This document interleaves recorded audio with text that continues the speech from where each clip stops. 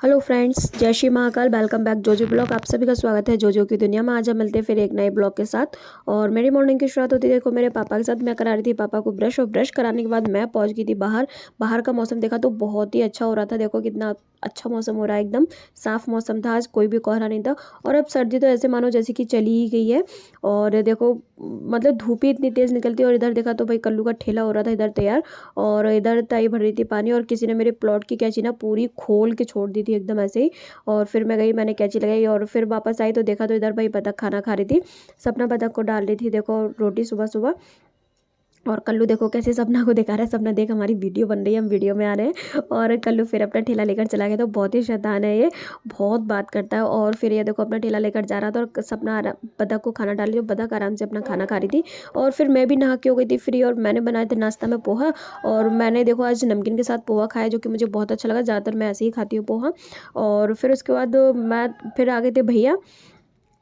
भैया देखो सब्जी लेकर आ गए थे। और मम्मी मम्मी भैया का थैला उठा के देख रही थी कि सब्जी में क्या लेकर आए, क्योंकि भैया कभी बताते नहीं, इसलिए उनका थैला खुद ही हम लोग को देखना पड़ता है कि भैया क्या लेकर आए। भैया फ्रेश फ्रेश ताजी टमाटर लेकर आ गए थे, और साथ में बथुए लेकर आ गए थे। 2 गड्डी लेकर आए थे, लेकिन दोनों में से एक भी अच्छी थी। मम्मी बोली मेरे बच्चे इतने बड़े हो गए, सब्जी लेना नहीं जानते, सब्जी का काम करते, फिर भी देखो सब्जी नहीं ले पाते। और ये देखो बथुआ ऐसा लेकर आए थे जो कि इतना फूला हुआ है जिसको बना भी नहीं सकते अच्छे से। और इधर देखो पापा की आराम से हो रही थी मालिश।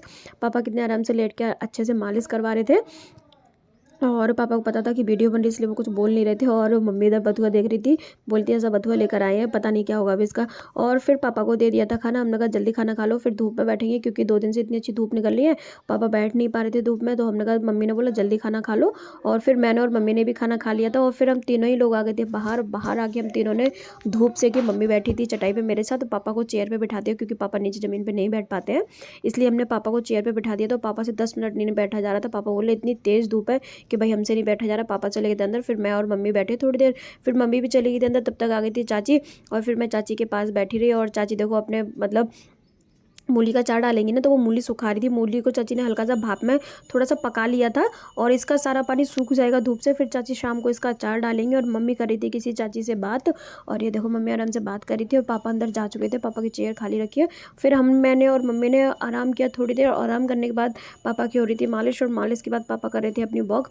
अब तभी पापा इतने चलने लगे, पहले तो नहीं इतना चल पा रहे थे।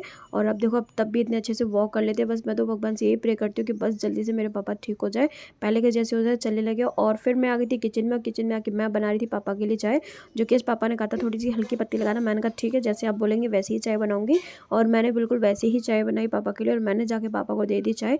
मैंने कहा देखो आपने जैसा बताया मैंने वैसे ही चाय बनाई। और पापा देखो आराम से अपनी गर्मा गर्म चाय पी रहे थे मज़े से एकदम।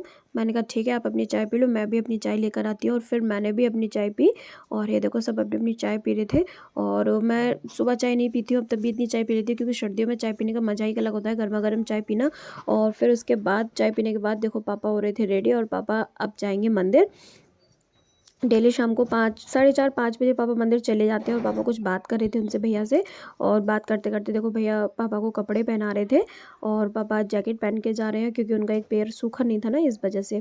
और पापा मंदिर के लिए रेडी हो गए, वो अपने बाकी बिहारी जी के दर्शन करने उनसे मिलने जा रहे हैं। और शाम को आके देखा बाहर, तो बाहर कोई था ही नहीं, कोई नज़र नहीं आया। देखा तो बतख थी भाई, 2 बतख इधर जा रही थी, 2 बतख उधर थी। और बेचारी वेट कर रही थी कि कोई हमें कुछ खाने के लिए डाले, कोई नज़र नहीं आ रहा था। फिर बतख चली गई थी, और बतख के जाने के बाद भाई मैं भी अंदर आ गई थी। पापा मंदिर चले थे, मम्मी घर में थी, मैं भी घर पे अकेली थी। और फिर देखा तो शाम को मम्मी ने शकरकंदी भूजी थी, और देखो जो कि हम लोग खा रहे थे।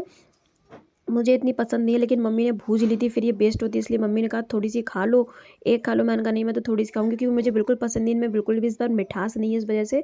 मम्मी ने कहा सीजन की चीज़ें, नई नई चीज़ें खाया करो। तो फिर मैंने थोड़ी सी खा ली थी, और पापा को दी, तो पापा को भी इतनी अच्छी नहीं लग रही थी। पापा बोले इनमें मिठास ही नहीं है, पता नहीं क्यों। और फिर ये देखो फिर मैंने थोड़ी सी खाने के बाद फिर लगाई थी पापा की कथा। पापा आराम से अपनी कथा देख रहे थे।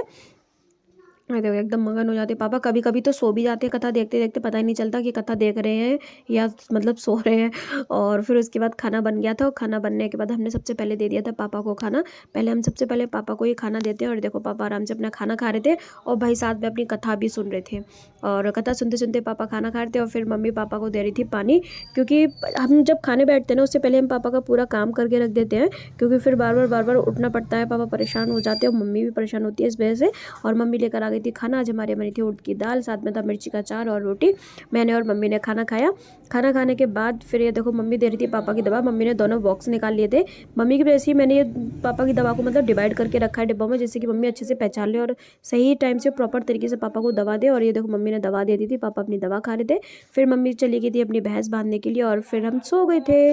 Thank you for watching my videos friends. Like करो, शेयर करो, ज़्यादा से ज़्यादा मुझे सपोर्ट करो। मेरे चैनल को सब्सक्राइब करना मत भूलो। Thank you.